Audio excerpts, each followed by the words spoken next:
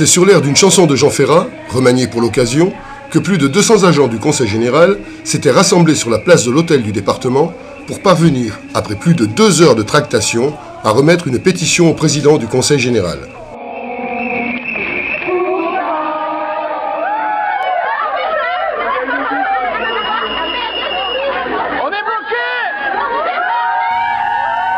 Des confettis étaient déversés aux abords et à l'intérieur des bâtiments pour symboliser la réduction du travail social au profit de tâches administratives surabondantes.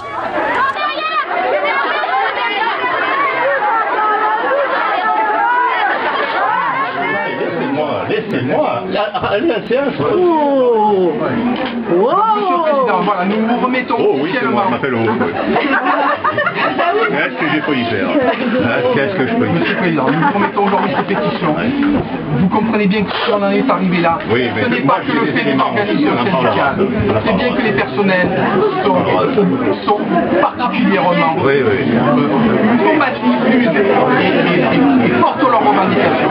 Il y a à la fois du politique sur des questions d'emploi et il y a à la fois du technique sur la manière dont le pôle est piloté et dont la mise en œuvre des politiques publiques se fait. Voilà, Monsieur le Président. Il faudra, dans un autre contexte, à tête opposée, qu'on en parle et qu'on en parle avec les bonnes personnes et pas seulement des personnels de l'administration générale. Voilà.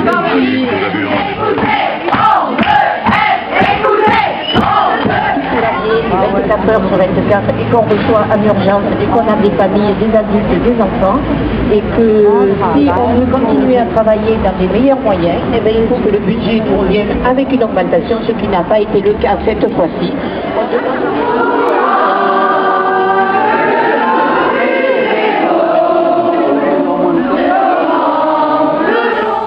À l'issue de cette action, Stéphane Martin prenait la parole au cours de l'Assemblée générale des grévistes qui se tenait dans la cour intérieure du Conseil général.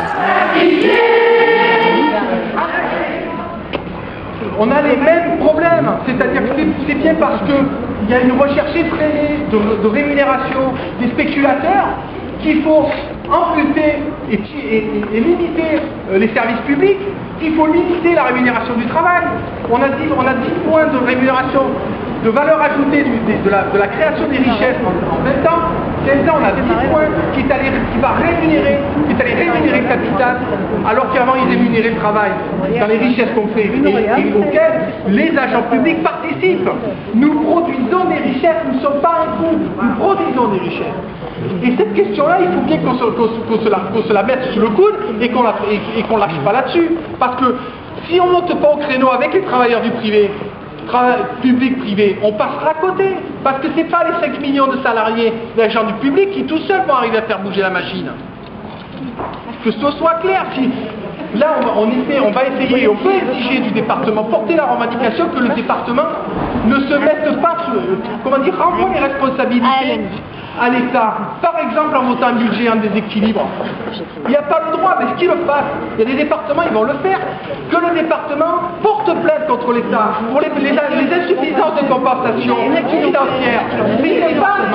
Et qu'il pose des actes qui le posent clairement, non pas comme un allié du gouvernement, mais un opposant.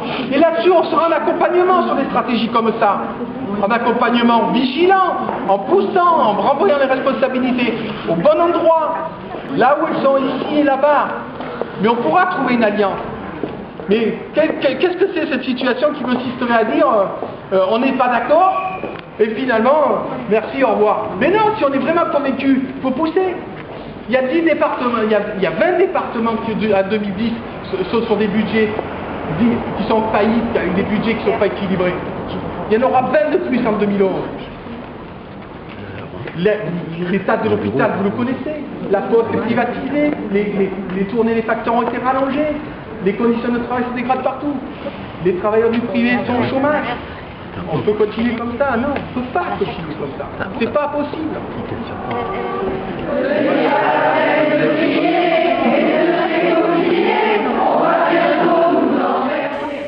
Les agents du Conseil général, très mobilisés, ont fixé au 2 avril l'échéance pour obtenir une réponse de leur employeur à leurs revendications.